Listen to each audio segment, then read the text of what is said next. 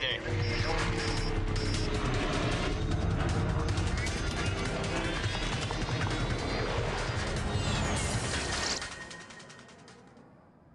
Cette histoire est fondée sur les enregistrements du contrôle aérien, les rapports officiels et divers témoignages.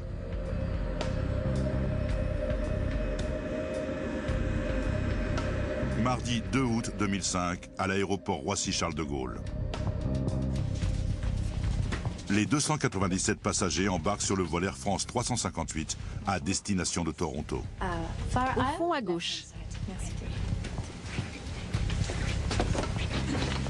Philippe Lacaille voyage avec son épouse et 2 de leurs 4 enfants. Émilie, tu veux le côté hublot? Ils sont à l'arrière de l'avion et ne sont pas tous ensemble.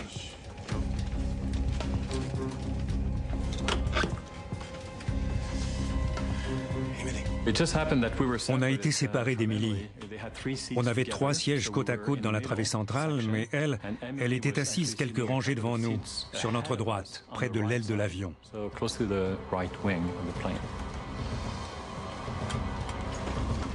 Pour Eddie O, le vol 358 est la suite d'un voyage entamé à Johannesburg. Je suis étudiant au Canada, à l'université de Queen's. Et tous les étés, je retourne en Afrique du Sud. Eddie est très chargé. J'avais toutes mes affaires, mes livres, mes vêtements, tout l'argent pour les frais de scolarité de l'année, mes ordinateurs portables.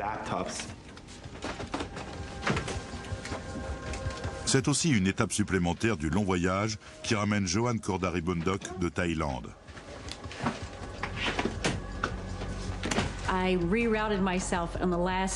J'ai changé de vol 2 jours avant de partir pour faire Bangkok, Paris, Toronto.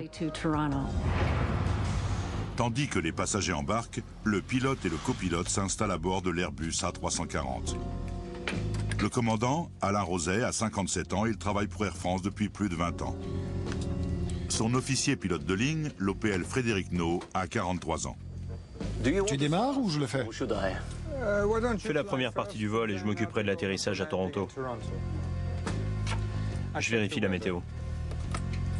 Les 2 hommes ont décidé que le commandant assurerait le décollage au départ de Paris et que l'OPL se chargerait de l'atterrissage au Canada. Destination Toronto Pearson. Les équipages se partagent souvent les opérations afin que le copilote accumule de l'expérience. Un jeune homme entre dans le poste de pilotage. Bonjour, je m'appelle Maestro Chaussé.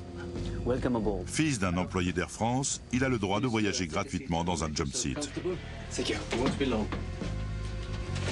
J'ai déjà fait ça et je me tiendrai tranquille.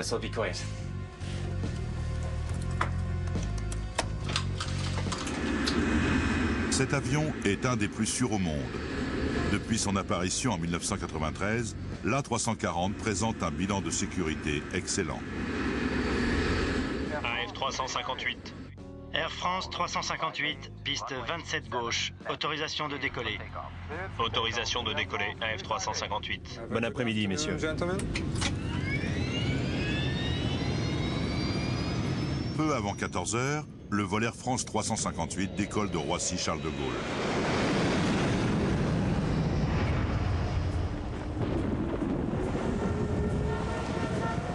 Toronto a beau être à plusieurs milliers de kilomètres, les gens qui attendent des passagers en provenance de Paris se préparent déjà à aller les chercher.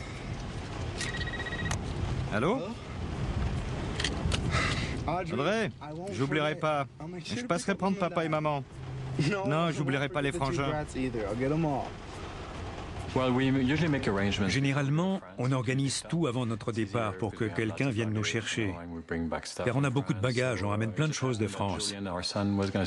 Notre fils Julien passait l'été à Toronto et il pouvait nous prendre. Je t'appelle dès qu'on arrive, t'inquiète pas. Je m'en occupe, d'accord. D'accord. Allez, à plus tard, salut. Il y a un avis de mauvais temps et une alerte à la chaleur au-dessus de Toronto. Il y a également un bulletin d'alerte orage.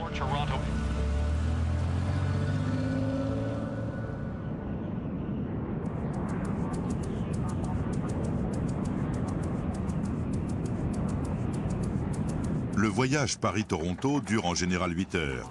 Et alors qu'il approche du Canada, le vol 358 d'Air France a tout d'un vol ordinaire.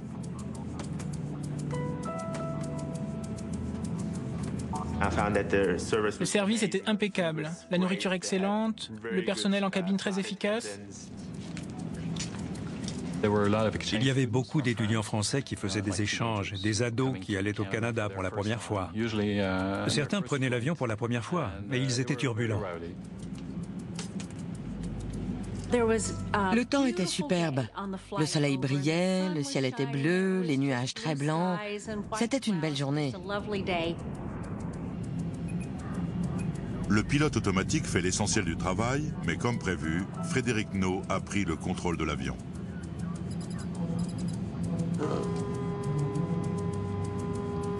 Il y a un nouveau bulletin météo. Les deux hommes reçoivent régulièrement des bulletins météo. Couvert et pluvieux, risque d'orage, température légèrement supérieure à 20 degrés.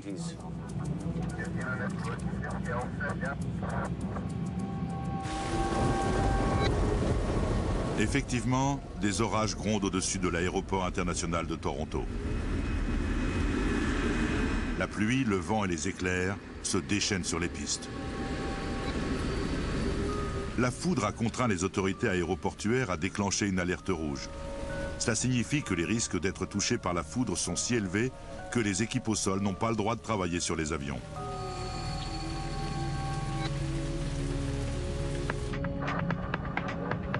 Au moment où le vol 358 approche de l'aéroport, il est placé en circuit d'attente. Et la météo ne s'améliore pas. Il va y avoir un peu de retard. Air France 358, bien compris.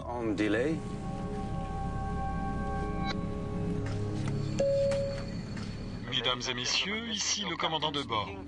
J'ai le regret de vous annoncer un léger retard dû aux mauvaises conditions météo au-dessus de Toronto. Nous allons devoir patienter le temps que ça s'éclaircisse. J'ai été très surprise d'entendre le commandant nous annoncer un retard à l'atterrissage de 25 à 30 minutes à cause des orages à Toronto. Avant d'entrer dans la zone orageuse, l'avion est dévié de son cap vers un circuit d'attente au nord-est de Toronto. Son aéroport de dégagement Ottawa se trouve à près de 300 km. À ce moment-là, l'A340 dispose d'un peu plus de 7500 kg de carburant, largement assez pour rallier Ottawa. Généralement, un pilote pense à l'impact économique d'un atterrissage sur un aéroport de dégagement. Ce n'est pas un élément principal dans la prise de décision, mais ça compte. Parce qu'il faut envisager comment les passagers seront transportés de l'aéroport de dégagement vers celui où l'atterrissage était initialement prévu. Faire atterrir l'avion et ses 297 passagers à Ottawa s'annonce comme un cauchemar logistique. Mais l'équipage ne peut pas patienter indéfiniment. Si l'attente se prolonge, ils devront s'y résoudre.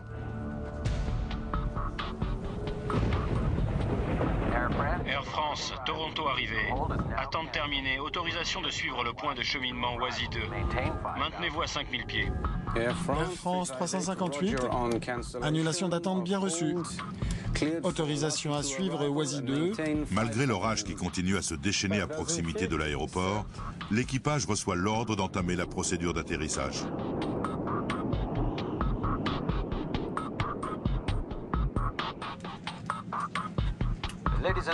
Mesdames et messieurs, ici le commandant de bord. Nous commençons la descente vers Toronto. Nous devrions nous poser à 16 h, heure locale.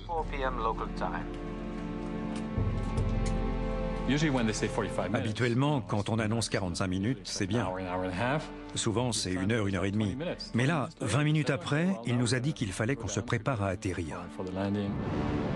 Le copilote Frédéric Nault fait descendre l'A340 dans la tempête. AF 358, réduction de la vitesse à 190. Mais Frédéric Nault n'est pas préparé à ce qu'il attend.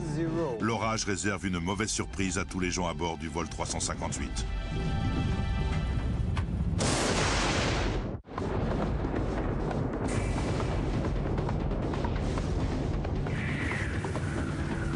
L'orage se déchaîne de plus en plus dans les rues de Toronto.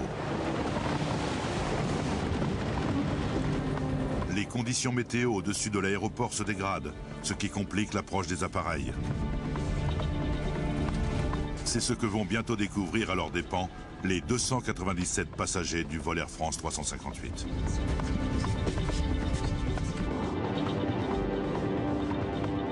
Volet 2. Volet 2. Vitesse F. Sortez le train. Train sorti. Spoiler en position. 4 trains sortis. Train sorti, spoiler en position, 4 trains sortis.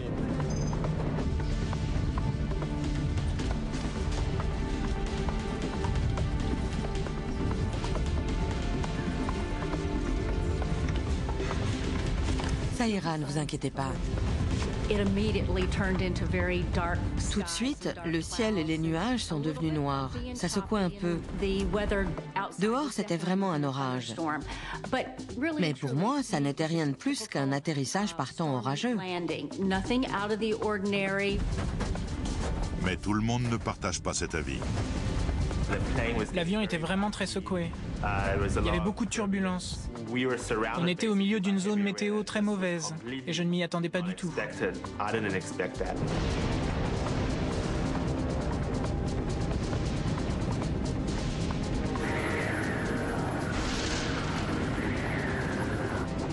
AF 358, réduisez votre vitesse en approche finale. Le copilote a mis l'avion en position et il est sur le point de le poser. AF 358, reçu. Volet au maximum. Volet au maximum.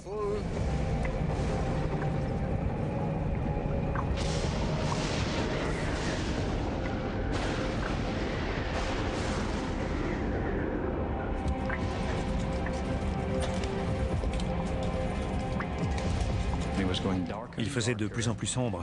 Il y avait des centaines d'éclairs. À chaque seconde, il y en avait autour de nous. Certains ont commencé à vraiment s'inquiéter, et j'en faisais partie. Devant l'Airbus d'Air France, 2 autres avions viennent de se poser sur la piste vers laquelle ils se dirigent. AF 358, tour de Toronto. Tour de Toronto, AF 358, à vous. Autorisé à atterrir piste 24 gauche. L'avion précédent a signalé que le freinage était difficile et a estimé que le vent en surface près de la piste est du 290, entre 15 et 20 nœuds. Freinage difficile, 15 nœuds, rafale à 20. Air France 358, merci. L'avion est dirigé vers la piste 24 gauche qui lui permettra de se poser dos au vent. Cette piste borde la plus grande autoroute de Toronto qui va bientôt être engorgée par les bouchons de fin d'après-midi.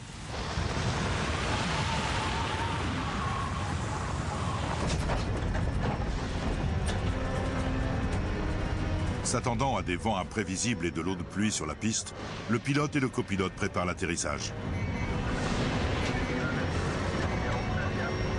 Sélecteur frein sur médium. Médium. L'approche finale a été infernale. Il y avait des éclairs partout, des turbulences énormes. On sentait que le pilote se battait pour maintenir l'avion dans son alignement avec la piste et qu'il avait un mal fou à y arriver.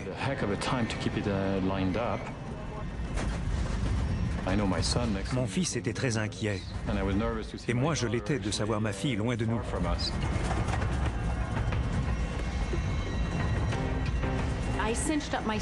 J'ai resserré ma ceinture. Je m'attendais à un atterrissage très dur. Soit on allait être plaqué sur la piste, soit le pilote allait remettre les gaz pour faire un posé-décollé. Mais ça ne serait pas un atterrissage normal.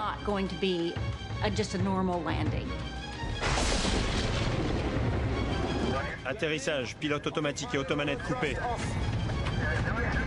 À 16h02, le vol 358 est au-dessus du début de la piste.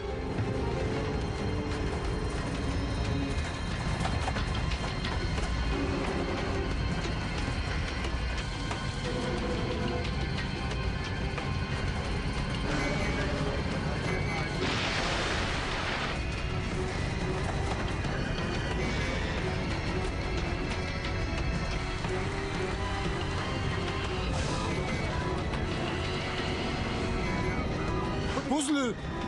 Pose-le!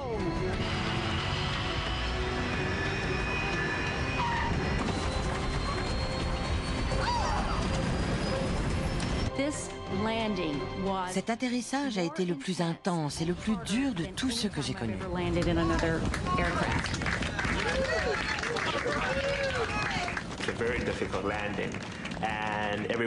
L'atterrissage a été très difficile. Tout le monde s'est mis à applaudir. La dame assise à côté de moi, je m'en souviens très bien, a dit « Quel atterrissage !»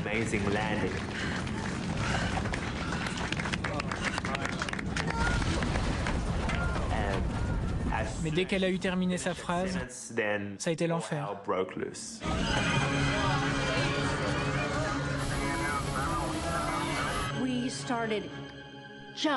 L'avion a commencé à tressauter violemment. On avait l'impression d'aller à 160 à l'heure sur une route pleine de nids de poules de plus d'1 mètre.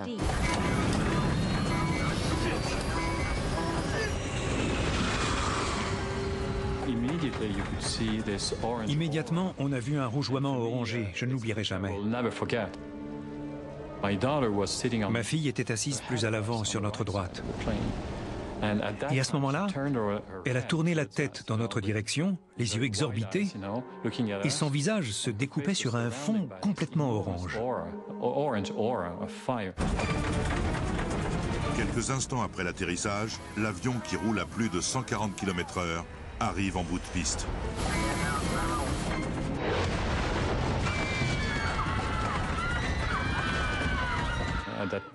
À ce moment-là, j'ai cru qu'on allait tous mourir. Personne ne survit à ce genre de choses. C'était la fin.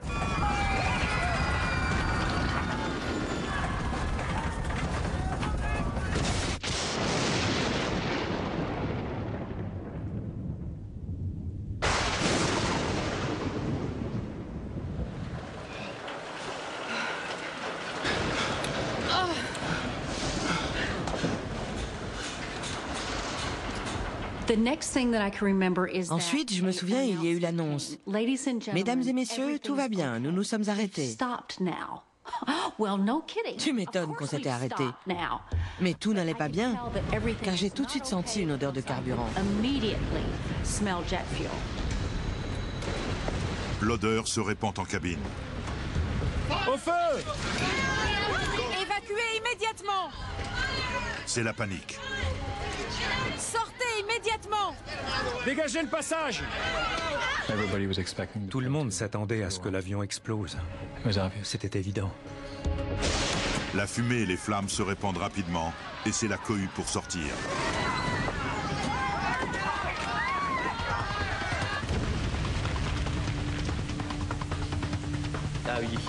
On a entendu quelqu'un à l'arrière crier « Au feu !»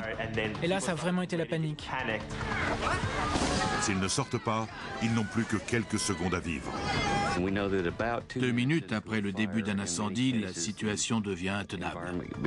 Donc, on essaie de procéder à une évacuation dans un délai de 90 secondes, tout en s'assurant qu'elle se fera autant que possible en sécurité. Les 297 passagers s'efforcent de sortir de l'avion. Émilie! Émilie! Émilie! La seule chose qui comptait, c'était d'atteindre ma fille Émilie, qui était assise 2 rangées en avant de la mienne, et de me coucher sur elle pour la protéger de l'explosion.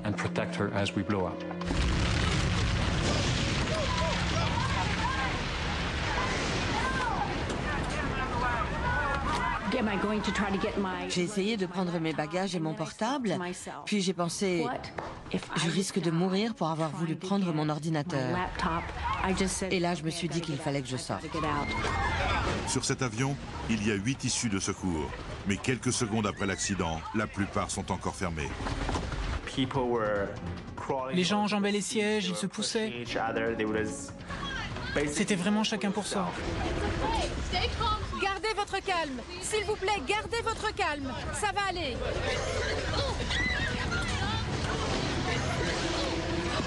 La porte! Ouvrez la porte!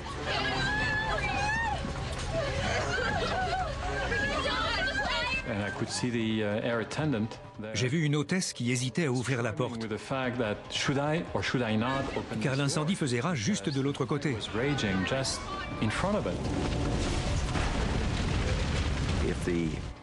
Si les réservoirs sont éventrés et que beaucoup de carburéacteurs s'écoulent sur le sol, il y a suffisamment de chaleur et de flammes pour faire fondre le revêtement de l'avion en quelques minutes.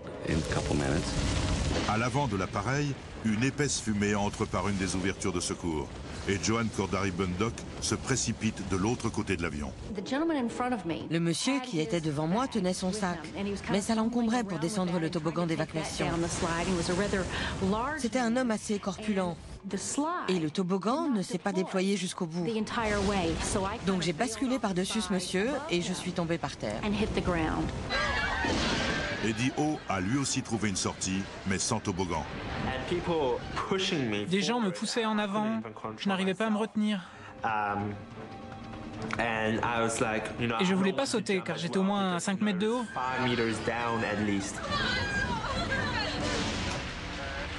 Il va bien? Je sais pas. Est-ce qu'il va bien? Ça va. Dans le poste de pilotage, Alain Roset a été blessé quand son siège a été arraché du plancher par la violence de l'impact.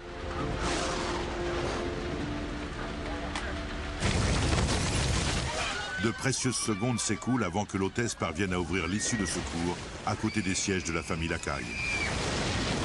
Malgré les flammes et la fumée qui les attendent au dehors, les passagers sautent de l'avion. J'ai poussé les enfants, ma femme est descendue, et moi aussi. Et on a couru aussi vite qu'on pouvait à travers des bouts de métal tordus, des buissons épineux, à travers ce qui restait du sol que l'avion avait dévasté.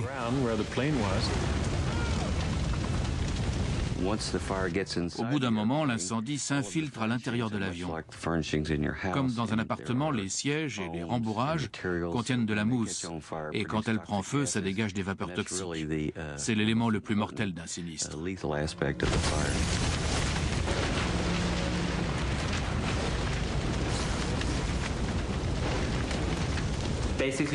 J'avais plus le choix, il fallait se jeter. J'ai dit une prière rapide, j'ai fermé les yeux et j'ai sauté.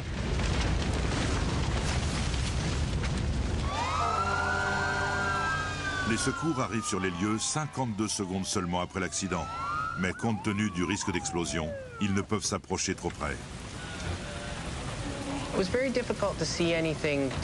On avait beaucoup de mal à distinguer quoi que ce soit à cause de la pluie. Il y avait aussi beaucoup de fumée autour de l'avion à cause de l'incendie. Mais on voyait que certaines parties de l'appareil avaient été arrachées. Il y avait des roues à côté de l'autoroute et des morceaux d'ailes. Philippe Lacaille et sa famille escaladent le remblai que l'avion vient de percuter. À ce moment-là, l'avion a explosé.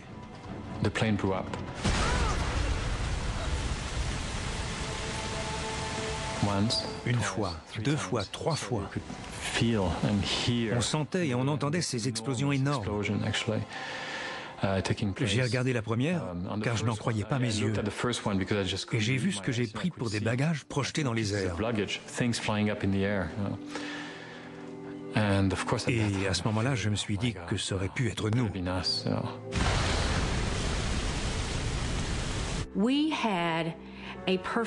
On voyait parfaitement l'avion. Il y avait une fumée noire qui sortait du flanc de l'appareil et des flammes jaunes, oranges et rouges.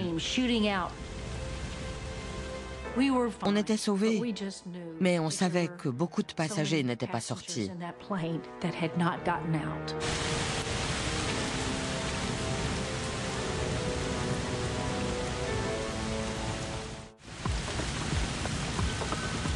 Malgré l'intervention des pompiers de l'aéroport de Toronto, les flammes dévorent le fuselage de l'épave qui continue de cracher de la fumée.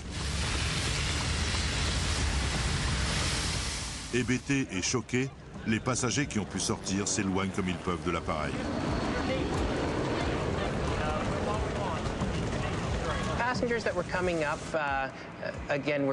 Les passagers qui arrivaient étaient trempés et couverts de boue. Plusieurs d'entre eux pleuraient. Ils cherchaient d'autres passagers, des membres de leur famille ou des amis qui se trouvaient avec eux. Il y a environ 35 minutes, un avion est sorti de la piste à l'aéroport international de Toronto. Les images du drame sont rapidement diffusées par les télévisions locales. Audrey, une des filles Lacaille, est sous le choc.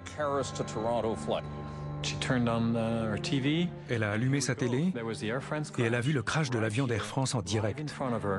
Elle l'a vu exploser et brûler. Il y aurait 250 personnes à bord. Pour l'instant, nos correspondants sur place ne peuvent pas nous dire s'il y a des survivants.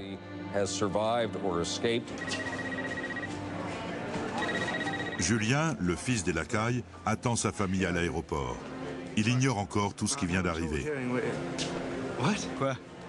Comment ça, où je suis? À l'aéroport, j'attends. Quoi? Julien ne savait rien alors qu'il était sur place. Audrey lui a dit « Tu risques d'attendre longtemps, car leur avion vient de s'écraser. » Une des voies de circulation les plus utilisées d'Amérique du Nord borde l'aéroport. Et en ce début d'heure de pointe, elle est bondée. Les automobilistes ralentissent, hypnotisés par le spectacle de l'avion en flammes.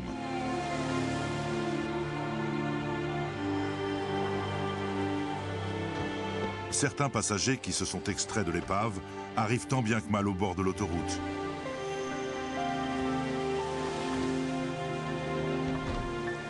Des automobilistes s'arrêtent pour les emmener à l'aéroport.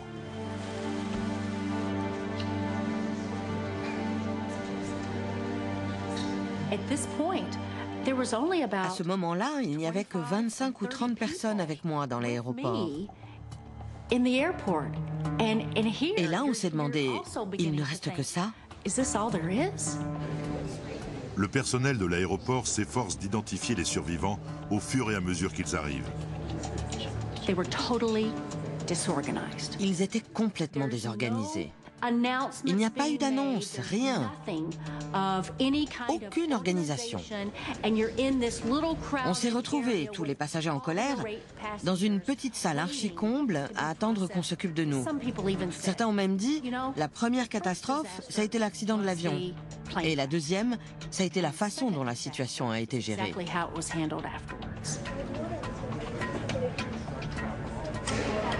Pour les proches et les familles, l'attente est terrible.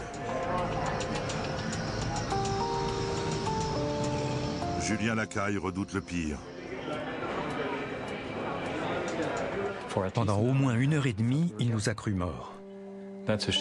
C'est honteux, car bien sûr, nous, on a paniqué, on a eu la peur de notre vie. Mais les familles qui attendaient les passagers ont eu encore plus peur, car pour elles, ça a duré bien plus longtemps. Elles ont vraiment cru que leurs proches étaient morts. Au bout de plusieurs heures, les passagers et leurs familles sont enfin réunis. Julien! Julien! Vous allez bien? On va bien. Quand on a retrouvé Julien, il était 23 heures. C'était... On a eu tellement de chance. Tellement de chance d'être en vie. C'est difficile à expliquer. C'est comme si on vous donnait une deuxième chance. C'était mon fils. Je ne lui avais peut-être pas dit que je l'aimais avant de partir pour la France. Et là, c'était l'occasion de le faire. C'était un moment très beau, très, très profond. Les retrouvailles de ce genre se multiplient. Et au bout de plusieurs heures de vérification, Air France et les autorités aéroportuaires locales annoncent une nouvelle incroyable. Tous les passagers et tous les membres d'équipage du vol AF358 ont réussi à s'extraire de la carcasse de l'avion en flammes.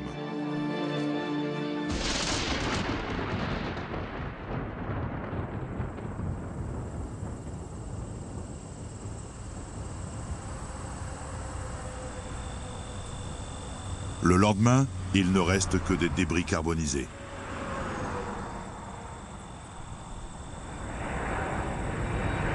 L'Airbus A340 est un avion sophistiqué et très bien conçu, affichant un bilan de sécurité irréprochable. Comment les choses ont-elles pu aussi mal tourner? Le BST, L'homologue canadien du Bureau d'enquête et d'analyse ouvre rapidement une enquête. Atterrissage, pilote automatique et automanette coupée. La pluie et les orages avaient secoué l'avion tout l'après-midi. Mais la météo a-t-elle suffi à provoquer l'accident? Pose-le! Pose-le!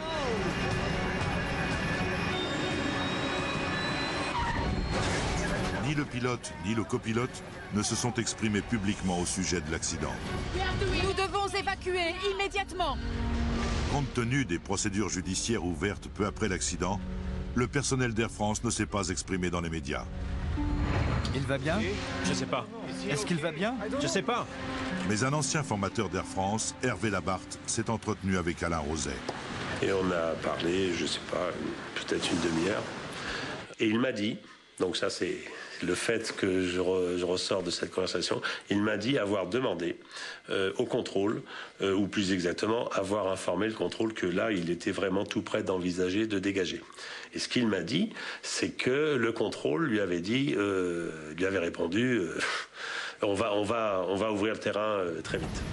Il y avait l'ambiance, je pense, les éclairs, les turbulences. Et très très vite, on lit moins bien les instruments. L'avion est plus difficile parce qu'il bouge beaucoup, quoi.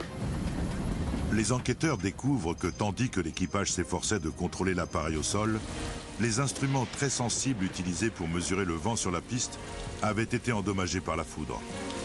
Sans eux, les pilotes étaient tributaires de leur système embarqué pour connaître les conditions de vent. L'équipement de bord ne donnait que la direction et la vitesse du vent au niveau du nez de l'avion à un instant donné, et rien plus à l'avant. Les pilotes n'avaient donc aucun moyen de savoir ce qui les attendait. Pourtant, 2 avions s'étaient posés sur la même piste quelques minutes seulement avant le vol d'Air France. Et les équipages de ces appareils avaient fait de leur mieux pour informer le contrôle aérien des difficultés liées aux conditions météo. AF 358, Tour de Toronto. Tour de Toronto, AF 358, à vous. Autorisé à atterrir piste 24 gauche. L'avion précédent a signalé que le freinage était difficile et a estimé que le vent en surface près de la piste est du 290, entre 15 et 20 nœuds. Freinage difficile, 15 nœuds. 20 nœuds, 37 km/h, c'est beaucoup, mais bien en deçà de la limite pour pouvoir poser un A340. Lorsque les enquêteurs étudient les images radars de l'aéroport, ils font une découverte. Au moment où le vol AF 358 a atterri, un rideau de pluie a violemment balayé la piste du nord vers le sud, poussé par une rafale soudaine de 33 nœuds, soit plus de 60 km/h. L'équipage d'Air France a donc été confronté à des conditions bien plus mauvaises que celles qu'on leur avait annoncées. Atterrissage, pilote automatique et automanette coupée. 33 nœuds, c'est le vent de travers maximum toléré pour un A340 se posant sur une piste sèche. Donc à 33 nœuds, à 90 degrés, vous commencez à dépasser les limites de l'avion. En étudiant l'aéroport, les enquêteurs trouvent une autre pièce du puzzle. Des problèmes de maintenance et les orages ont obligé les contrôleurs aériens à utiliser la piste 24 gauche, mais c'est la plus courte de l'aéroport. Elle mesure près de 650 mètres de moins que certaines autres. Le vol AF 358 doit donc se poser sur la piste la plus courte, aveuglé par la pluie et poussé par des vents inattendus. Depuis 4 heures en vol, ils savaient qu'il y avait des orages terribles, alerte rouge, etc. C'est ce qui, pour moi, pose le plus de problèmes parce que...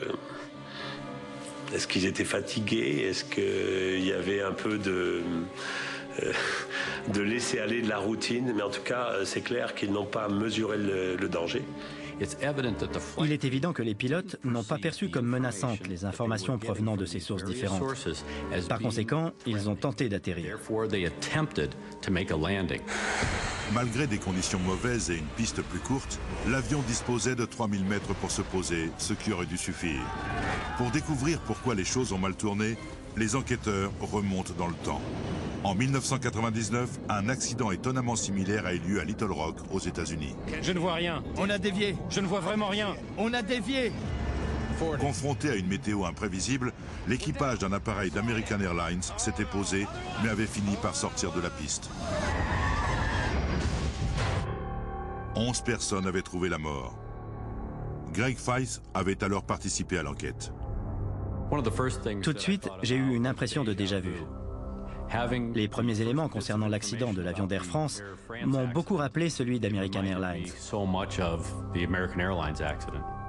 À Little Rock, Greg Feist avait découvert que l'équipage avait commis une erreur dramatique qui était en grande partie à l'origine du drame. Les pilotes n'avaient pas suivi toutes les procédures et les spoilers n'étaient pas armés. Or, ça permet de réduire la portance des ailes et ça fait appuyer lourdement l'avion sur la roue de train principale pour un freinage optimal.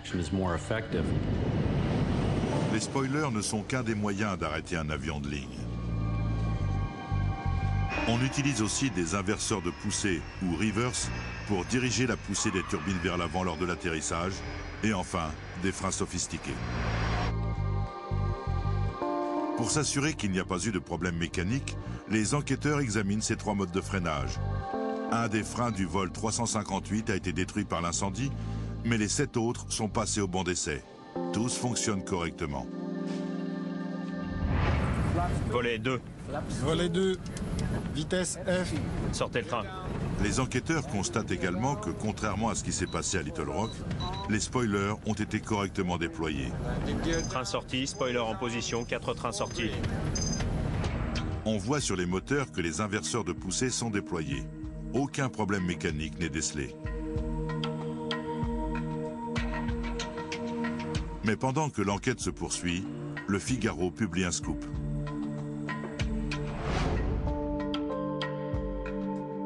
Il semblerait que les inverseurs qui permettent de ralentir l'avion en utilisant les moteurs n'aient été sortis que 12 secondes après que l'avion a touché la piste. À ce propos, le commandant Rosé m'a donc confirmé ce fait. Et son explication était que son pilote était crispé et avait beaucoup de mal à contrôler l'avion en latéral à cause probablement des rafales de vent de travers. Et aussi parce que la piste était très glissante et que donc sa main était crispée sur les manettes de gaz. Ça empêchait aussi le commandant de le faire lui-même et les reverses ne sont pas sorties. Peu après la parution de l'article, les enquêteurs publient leur rapport préliminaire et ils confirment la version du Figaro. Le BST explique que même si les inverseurs de poussée étaient sortis, ils n'ont pas été déployés dès que l'avion a touché le sol. En fait, il a fallu attendre 17 secondes avant qu'ils atteignent leur puissance maximale. La question du pourquoi de ce retard a été soulevée dans le rapport préliminaire. Et je ne m'aventurerai pas à spéculer sur sa nature ou sur sa cause. Je sais simplement qu'en règle générale, les pilotes sortent les reverse dès que possible pour avoir un freinage maximal. Les enquêteurs mettent en lumière d'autres éléments troublants survenus dans les dernières secondes du vol 358. Lorsqu'il est arrivé au-dessus de la 24 gauche, l'avion était 2 fois trop haut et il s'est posé donc presque à mi-piste. Pose-le! Pose-le! Vu les conditions météo, l'équipage n'avait pas assez de temps pour s'arrêter. Une fois que l'avion est sur la piste, le pilote doit décider soit d'y rester pour essayer de se sortir de ce pétrin, soit annuler l'atterrissage, remettre les gaz, redécoller, faire un tour, reprendre ses esprits et tenter un deuxième atterrissage. Dans un poste de pilotage, les décisions ne sont pas unilatérales. Pilote et copilote travaillent en tandem. Si le commandant voit que l'atterrissage va mal se terminer, il doit remettre les gaz. Il doit faire cette procédure d'atterrissage interrompue. C'est une obligation. Et bien entendu, si le copilote de lui-même le voit, c'est à lui de le faire en premier. Mais le commandant de bord a cette responsabilité d'intervenir pour ne pas laisser se dérouler un atterrissage trop long, ça c'est clair. Au moment où l'avion a touché le sol, il n'avait plus que 1500 mètres pour s'arrêter. Et le fait que les reverse n'aient pas été sortis immédiatement a fait perdre de précieuses secondes. Est-ce que l'action des réverses immédiates aurait fait une différence? Oui, bien entendu dans le cas général, puisque l'efficacité des réverses est à son maximum à grande vitesse, c'est-à-dire tout de suite à l'atterrissage. Et c'est tout l'intérêt des réverses, on peut résumer en parlant de freinage aérodynamique. L'autre problème, c'est que l'avion a touché des roues à mi-piste. Et que réverse ou pas, à mi-piste, c'était déjà trop tard, comme l'a souligné le directeur de l'enquête. Cela dit, s'il avait actionné malgré tout les réverses immédiatement, il serait sorti moins et moins vite. Par gros temps, la marge d'erreur est quasiment nulle. Cet après-midi-là, la pluie, une bourrasque de vent, un atterrissage tardif et une piste courte ont scellé le sort du vol 358. Les spécialistes de l'aéronautique sont d'ailleurs inquiets quand ils constatent que le nombre de sorties de piste reste encore trop fréquent de par le monde et que les procédures de sécurité pour les empêcher n'ont pas été mises en place.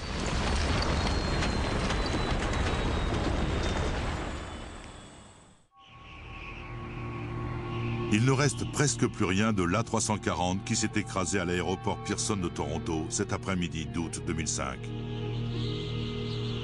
Ce fut un incident dramatique, mais chose incroyable, passagers et membres d'équipage ont tous survécu. Cependant, cette année-là, le vol d'Air France n'a pas été le seul à sortir de la piste.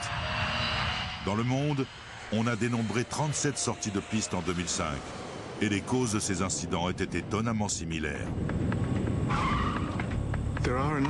Certaines causes reviennent sans arrêt lors des sorties de piste. Les conditions météo, l'état de la surface de la piste, elle peut être mouillée, gelée ou enneigée, et une allure excédant la vitesse d'approche à respecter suivant le type d'appareil, ce qui fait que l'avion ne ralentit pas suffisamment.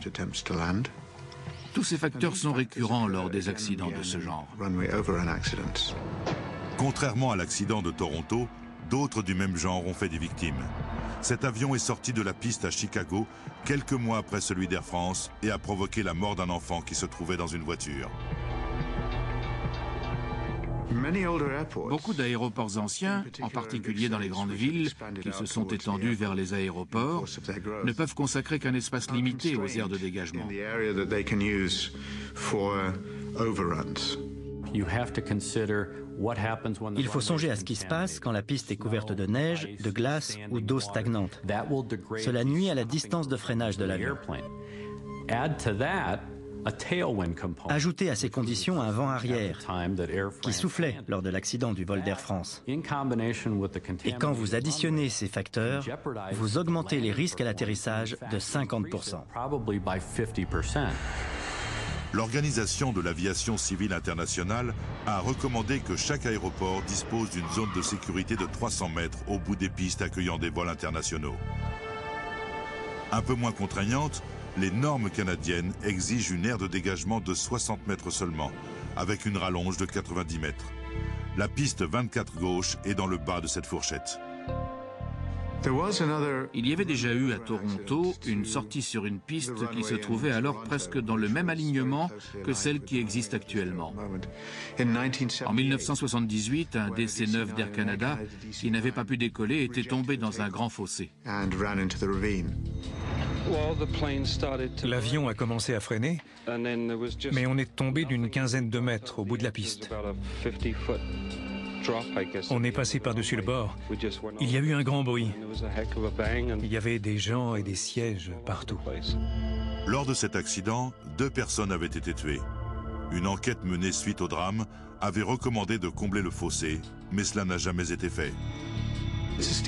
Le fossé est abrupt. Il fait une quinzaine de mètres.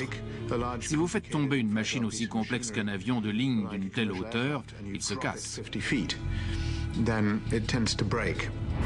Il existe pourtant une solution pour remédier aux sorties de piste, mais elle n'a été mise en place que dans quelques aéroports internationaux. Il s'agit d'un système d'arrêt d'avion baptisé IMAS. C'est une couche d'une sorte de pierre artificielle ou de gravier artificiel d'une certaine profondeur. Tous ceux qui ont essayé de faire du vélo sur du gravier ont constaté qu'il s'arrête très vite et qu'il est presque impossible d'en sortir en pédalant. C'est pareil pour les avions. Seuls quelques aéroports dans le monde ont installé ce système. C'est nettement plus efficace que le freinage par friction et incomparablement plus efficace que les inverseurs de poussée et les spoilers. Bien réalisés, ces systèmes peuvent stopper un avion de grande taille, quel que soit l'état de la piste, sur une distance très courte. Nous devons évacuer immédiatement. Une des directives de sécurité a cependant bien été respectée lors de l'incident du vol 358. Malgré la fumée et les flammes, l'équipage s'est assuré que tous les passagers évacuaient l'Airbus en 90 secondes.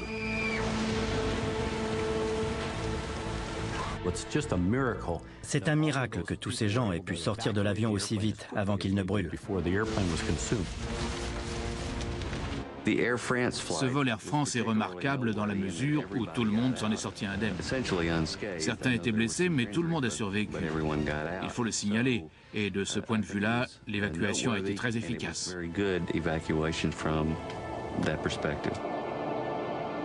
Le commandant Alain Rozay ne revolera sans doute plus pour Air France. Ses blessures ont nécessité des traitements très lourds et à la date de l'accident, il était à moins de 3 ans de la retraite. Le commandant Rozay, il revivait tous les matins les flammes, le bruit, sa blessure, et il était très triste de terminer sa carrière comme ça en ayant cassé un avion. C'est affreux pour un pilote, affreux. Frédéric Naud, le copilote, a été suspendu pour une période de 3 mois. Au début de l'année 2006, il a repris du service chez Air France. D'après les témoignages, après avoir aidé le commandant Rozay, il a été le dernier à quitter l'avion.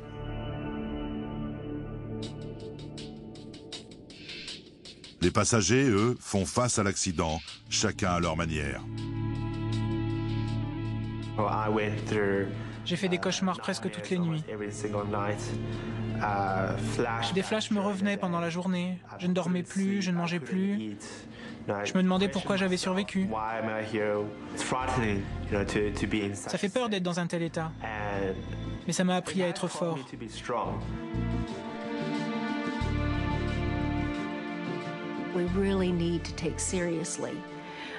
Il faut vraiment prendre au sérieux les directives de sécurité et les consignes d'évacuation. Car on ne sait jamais. C'était un vol sans histoire. Il n'y avait aucun signe annonciateur d'un problème. Tout a basculé à la dernière seconde. Dieu merci, je suis là pour en parler aujourd'hui. La porte! Ouvrez la porte! Il y a eu beaucoup de négatifs dans cet accident. Il y a eu beaucoup de positifs. Le négatif, c'est « je vais mourir, c'est horrible, je fais des cauchemars ». Et oui, je suis traumatisé, mes enfants aussi. Mais il y a aussi du positif. Je suis en vie. On m'a donné une deuxième chance. On m'a donné une deuxième vie. Et nous tous, ma femme, mes enfants et moi, nous avons ressenti ces mêmes effets positifs. Il faut donner, faire quelque chose pour autrui, ouvrir son cœur et faire preuve de compassion à l'égard des gens qui en ont besoin. C'est presque thérapeutique pour nous. Plus on fait pour autrui, mieux on se sent. Donc, je me suis dit que si je pouvais ouvrir mon cœur aux autres, ça m'aiderait, moi aussi.